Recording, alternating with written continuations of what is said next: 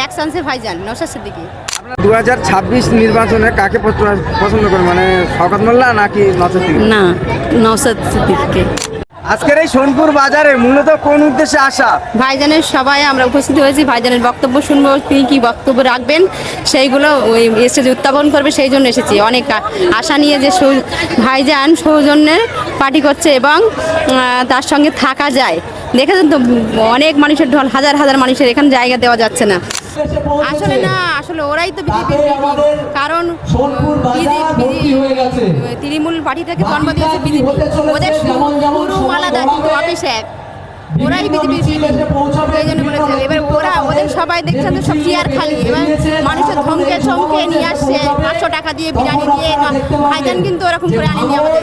ভাইজানের ভালোবাসা, ভাইজান রাজনীতি বিরোধী কোনো কথা বলেন এবং সৌজন্যের পার্টি করে, সৌন্দর্য, কথা মাধুর্য, কত সুন্দর সততার রাজনীতি করে ভাইজান। সেই জন্য আমরা ভাইজানের সঙ্গে থাকবো এবং ভবিষ্যতেও থাকবো। বিরোধী দল তারা বলছেন যে বিগত 5 বছরে বিধায়ক নওশাদ সিদ্দিকী ভাইজান তিনি কোনো উন্নয়ন করতে পারেননি, এ বিষয়ে কি বলবেন?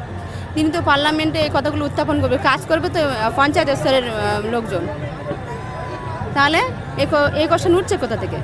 এবং দিদি তো গদি নিয়ে রেখেছে, দিদি তার গদি নিয়ে রেখে তার যত মনোনীত প্রার্থী শওকত মোল্লা থেকে বাহারুল থেকে এটা শুধু বলছে যা বোমবাদ আর টাকা দিচ্ছে, আমার জিততেই হবে, বেলা ভোটিং মেশিনে কর কি বলে সুইচ এমন করো যে এখানে পড়ে না টিএমসিতে যা করে বিজেপিতে ভোট, হ্যাঁ এইসব করে বেড়াচ্ছে। দিদির কথা বলবেন না তো, ভালো লাগে না শুনতে। কতটা ভালো লাগে? খুব ভালো লাগে, প্রথম দেখে একদম 2021 সাল থেকে আমরা লেগে আছি। বাড়ি কোথায়? জিরানগাছা।